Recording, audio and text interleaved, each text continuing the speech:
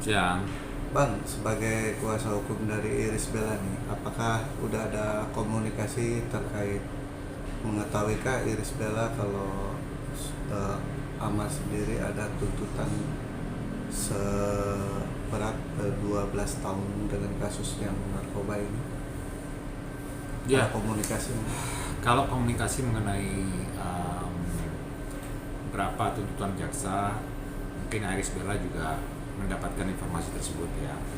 Saya kurang tahu dapatnya dari mana, cuman kalau nggak salah pernah ada pertanyaan ke saya juga, apakah bisa sampai putusan itu 12 tahun, Bang? Pernah ada pertanyaan seperti itu, dan saya jelaskan juga ke Iris Bella posisi-posisi hukum, apa yang memberatkan, apa yang jadi tolak ukur juga, apa yang jadi bahan pertimbangan juga oleh hakim pada saat itu sempat kita bahas lah. Jadi ya Iris Bella sempat ada pertanyaan itu ke saya juga, itu aja. Artinya ada rasa kaget juga nggak Bang dengan tuntutan 12 tahun ini? Karena Iya, kan sempat kaget. Iris Bella juga sempat kaget karena memang mungkin di luar perkiraan ataupun sangkaan daripada dia. Cuman setelah saya jelaskan bahwasanya memang untuk kasus ini memang ada beberapa hal yang memberatkan Amar dalam hal kalau nggak salah kemarin itu ada pernyataan saksi mahkota ya, itu yang memberatkan Amar pada waktu itu. Ya itu aja lah, itu yang kita bahas, seperti kita bahas, dan memang Iris Bella juga kaget juga kok sampai selama itu Iris Bella sempat kaget. Ya dia berdoa juga mudah-mudahan yang terbaik buat Amar, mudah-mudahan dipermudah juga. Dia sempat terucap seperti itu ke saya, dan ya doa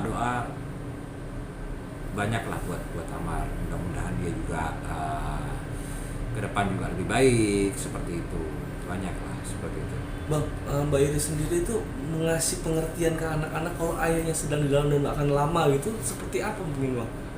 Ya mungkin anak-anak kan memang masih di bawah umur ya, jadi kemungkinan informasi yang diberikan papanya lagi bekerja mungkin ya, karena memang kasihan juga ya anak kecil, dia dengar ataupun dia cari tahu mengenai hal tersebut, kayaknya kurang bagus juga buat ke depan ya anak-anak di bawah umur itu. Ya itulah sosok seorang ibu yang berusaha untuk mendidik, biarpun sekarang jatuhnya karena Amar mungkin udah nggak bisa kasih rasa kasih sayang kepada anak karena terhambat posisi dia sekarang yang lagi di dalam penjara juga. Akhirnya kan kasih sayang cuma didapat dari seorang ibu. Di sini untuk beberapa saat mungkin kan Iris Bella juga jadi single parent akhirnya gitu. Tapi Amar sendiri mencoba untuk berkomunikasi dengan anak-anak nggak sih Bang? Kalau komunikasi sering, Amar Zoni setahu saya, sepengetahuan saya, di saat dia ada kesempatan untuk menghubungi keluarga, dia pasti telepon ke anak-anak. Itu informasi yang saya dapat. Jadi komunikasi antara anak-anak dengan Amar ya setahu saya cukup lah gitu. Nah, Bang, ini kan kemarin sempat ada omongan anak-anak ada rencana pengen atau bareng Iris pengen jenguk atau apa gitu.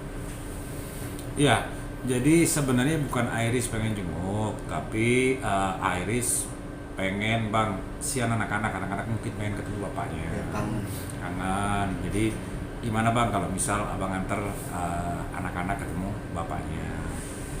Nanti mungkin Abang sama Ibu yang nganter. Aku bilang nggak masalah, dan saya udah pernah sampaikan juga ke Amar, cuman Amar keberatan lah pada saat itu. Itu setelah Amar sudah di Salemba ya. Jadi Amar keberatan, udah Bang nggak usah ada anak-anak kunjungan ke sini nggak usah lah. Udah bang, cukup by phone aja lah. Artinya ada permintaan dari Amar ya untuk anak-anak tidak Ya. mengunjungi dulu gitu ya. Ya jangan mengunjungi dulu lah bang, timingnya kurang tepat masih kata Amar seperti itu. Jadi ya akhirnya saya sampaikan kepada Ibel saat itu bahwa Amar keberatan untuk saat ini, mungkin dia pengen fokus di persidangan dulu kali, aku bilang. Dan Ibel ngerti akan hal itu. Ya udah bang, kalau memang Amar maunya seperti itu ya nggak apa-apa, gitu aja. Bang, kemarin sempat ada sidang Amar tapi akhirnya tertunda ya dengan putusan. Apakah Iris Bella juga mengetahui kalau kemarin itu ada sidang putusan? Nah itu saya belum tahu. Kalau untuk urusan Ibel udah tahu belum masalah ada penundaan putusan, itu belum ada pertanyaan konfirmasi ataupun telepon dengan saya, pertanyaan belum ada sampai saat ini. Bang, sekarang juga kan Mbak Iris ini terlihat sangat enjoy menikmati pekerjaannya, mengurus anak-anak dan segala macamnya. Kalau sempat cerita nggak sih bang, kalau Mbak Iris ini sekarang sudah mulai move on, tidak ada kesedihan lagi dalam dirinya, mungkin sempat cerita sama abang ngobrol atau gimana? Ya kalau misal tidak ada kesedihan sama sekali, enggak ya, bukan ya, tetap ada kesedihan karena memang buah hati Ibel dan Amar itu kan ada di depan mata dia. Selama nggak ada Amar kan pasti ada sedih. Cuman ya ada kewajiban dia, keharusan dia untuk move on, untuk tetap menjalani hidup. Karena kan kita nggak boleh berkabung terus, ya bersedih terus kita nggak boleh. Karena kalau kita bersedih terus kan pasti kita susah untuk maju ya, untuk wake up susah ya. Dan alhamdulillah Ibel bisa ngadepin itu. Saat ini alhamdulillah Ibel bisa ngadepin itu. Seperti kita lihat juga, alhamdulillah dia banyak syuting sinetron juga. Alhamdulillah dia banyak diundang untuk jadi tamu juga, pembicara juga.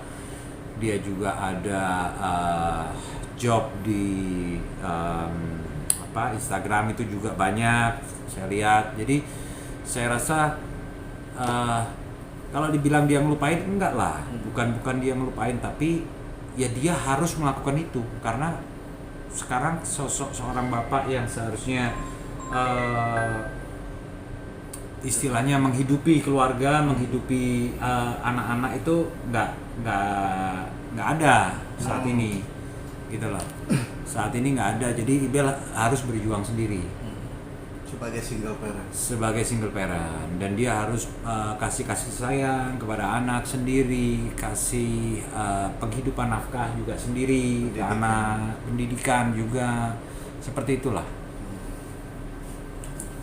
Tapi sejauh ini sempat ada kayak semacam ini nggak sih bang,